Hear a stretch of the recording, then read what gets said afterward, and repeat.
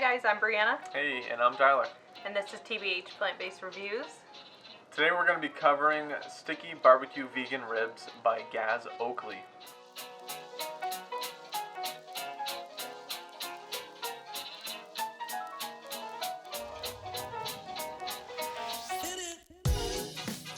So we had made this recipe on Sunday. It is now Thursday.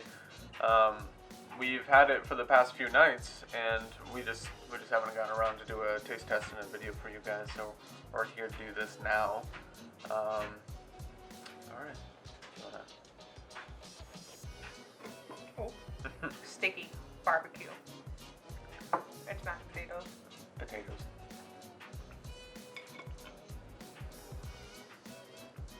What's today? Thursday? It's been 4 days since they've been cooked. It still tastes delicious. A little bit drier now, but it hasn't been sitting in that sauce either. Yeah, honestly, when we had first made these ribs on Sunday, we tried a little piece that night. We did some. I couldn't wait. No, obviously we couldn't wait for like our actual like meals when they were, you know, The each smell. night.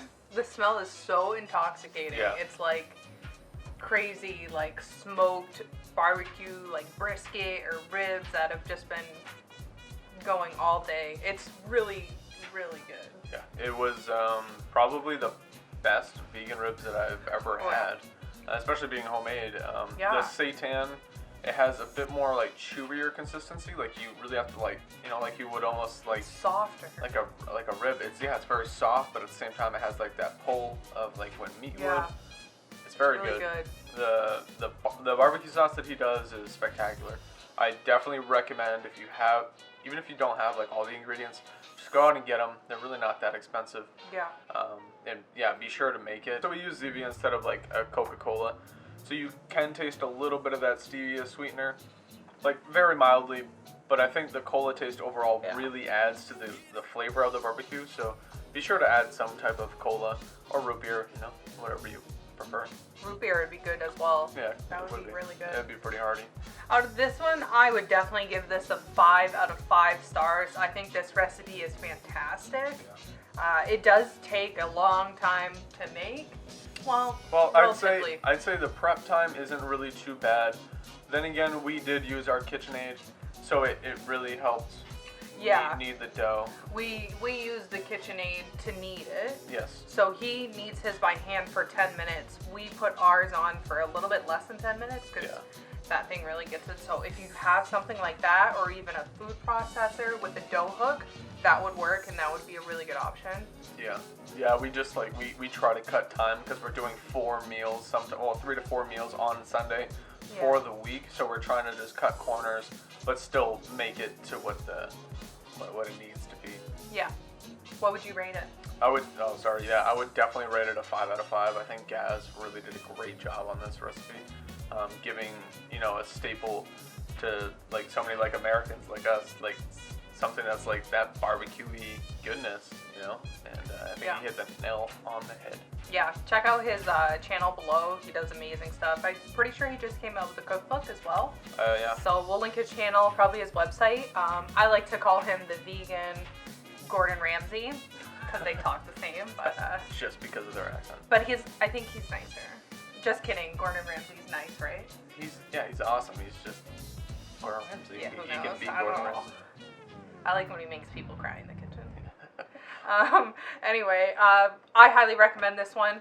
Like, one of my favorite vegan recipes I've tried. Yeah. Shout out to Sebastian. We'll link his YouTube channel down below. He made these multiple times and posted them on Instagram, and he recommended them to us. So yeah, be sure to try this recipe if you have the time.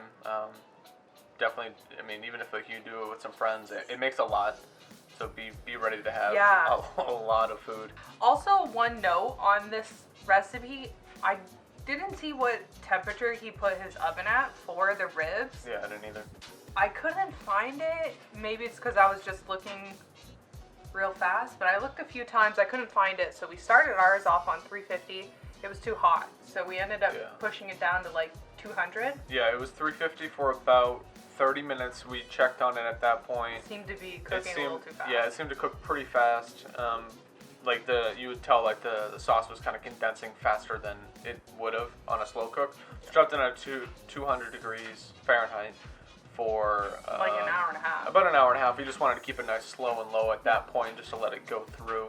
Another thing that we did do different than his video is we put a little bit of sauce on the bottom just to help bring the flavors up into the rib a little bit. Yeah. I don't really see any difference it made, I guess. You No. know, it didn't affect the texture, it didn't make them soggy or nothing like that. So. No. We also, like we said, meal prep these. So we had these sitting for 3 days? Yeah, 3 days, yeah. 3 days, and they were so good.